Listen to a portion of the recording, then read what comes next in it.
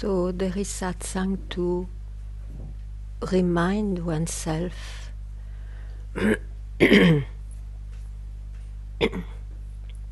it be by any means, but to remind oneself that there is something else than this apparent world, and this apparent world is possible because of something else which cannot sorry depend or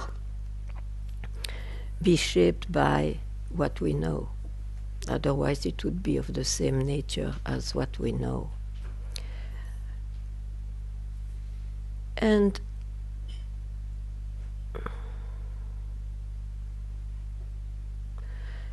that is mentioned as the real nature, the substance, the essence, just to be.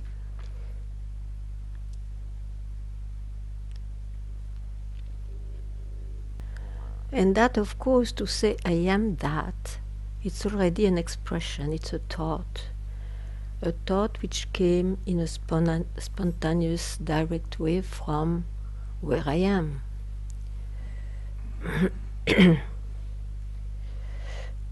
So, when you understand that with your mind, you can say, yes, I am that.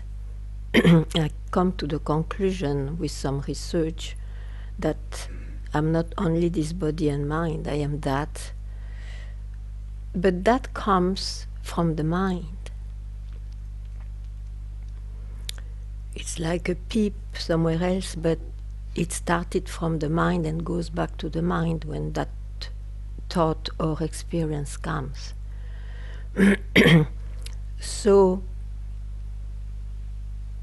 generally you say only, it can be said only once, oh, I am that. And you don't care about the thought which is expressed.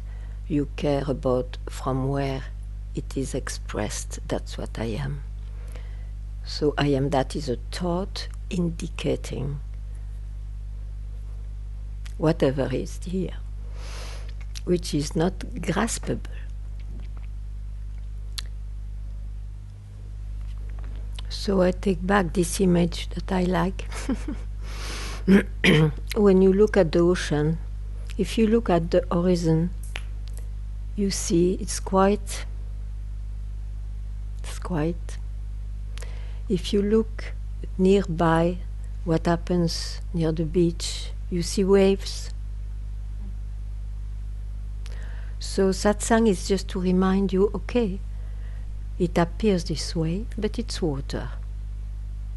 And there is not a different water where it's quiet or where it is disturbed. It's the same water. I am that, I am the self.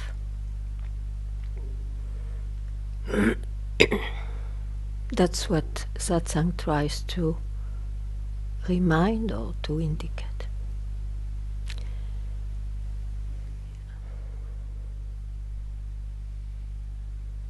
You see, everybody is that. This is the funny thing. Now, in the mind, you can ignore it and not be bothered, or you can start to ask questions about everything, so eventually also, is there a reality or not? And the search disappears not because you have the best answer or the best experience. It's when there is this impossible thing to describe, but a kind of split second of not being tyrannized by the mind. Because then what is left, it looks, it's a description now, but what's left is not belonging to the mind doesn't go there, and still it is. And that sometimes can make you say, oh, in fact, my real nature is that I am that, in fact. And then, of course, from there, immediately the creation is created. So the manifestation is there. which is of the same substance. It's not something else. Yet, if you take a form for that, it's not. It's the substance which allows a form to be seen, which is that. That's why Buddha said, I don't know if it is an invented story or not, but he was walking with a disciple silently, and then a dog passed in front. No, I'm sorry, I'm too quick.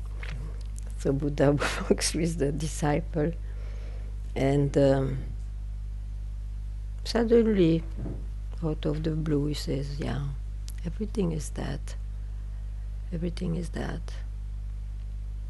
And then a dog passes by, and the disciple said, with extreme discovery, so the dog is that?